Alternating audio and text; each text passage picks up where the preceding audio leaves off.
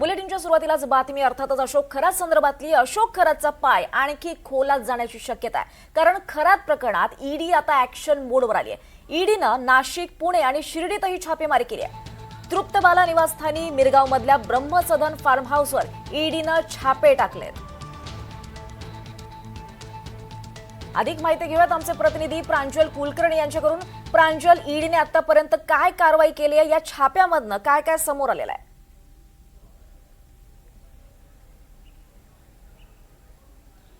दीपाली, 17 मार्चला अशोक खरात विरोधात गुन्ह्याची नोंद सारकरवाडा पोलीस ठाण्यामध्ये झाली होती. पहिला हा गुन्हा होता. दरम्यान या गुन्ह्याची व्याप्ती बघता एसआयटीची यामध्ये स्थापना करण्यात आली होती.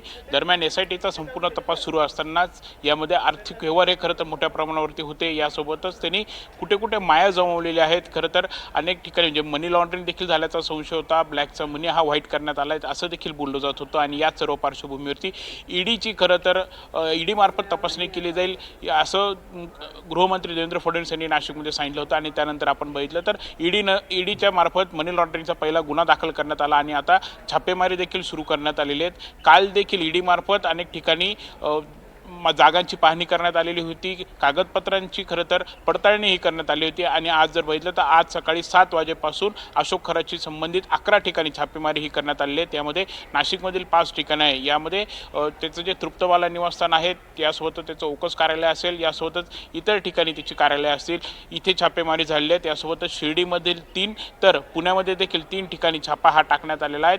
यासोबतच खरं तर आपण बघितलं तर संपूर्ण आज जी काही ईडीने माहिती दिली त्यानुसार स्वतःला हा गॉडमॅन म्हणून घेत होता. यासोबतच तो जे काही वस्तू भक्तांना देत होता त्या पवित्र आहे असं सांगत होता आणि त्या माध्यमातून तो खंडणी उकळत होता. आणि याच खंडणीच्या पैशातून त्याने अनेक ठिकाणी जमिनी घेतलेल्या आहेत. यासोबतच यामध्ये एक नाव देखील आता चर्चेत आलेले आहेत पुन्हा एकदा, ते म्हणजे प्रकाश पोपळे यांचं. प्रकाश पोपळे हे त्यांचे सीए आहेत आणि त्यांच्या मुलांच्या माध्यमातून त्यांनी हा पैसा जो आहे तो जमिनींमध्ये गुंतवलेला आहे. आणि त्यामुळे कारवाई संदर्भातले प्रत्येक अपडेट्स आम्ही तुमच्याकडनं घेत राहू. तुर्तास धन्यवाद प्रांजल या सगळ्या सविस्तर माहितीसाठी.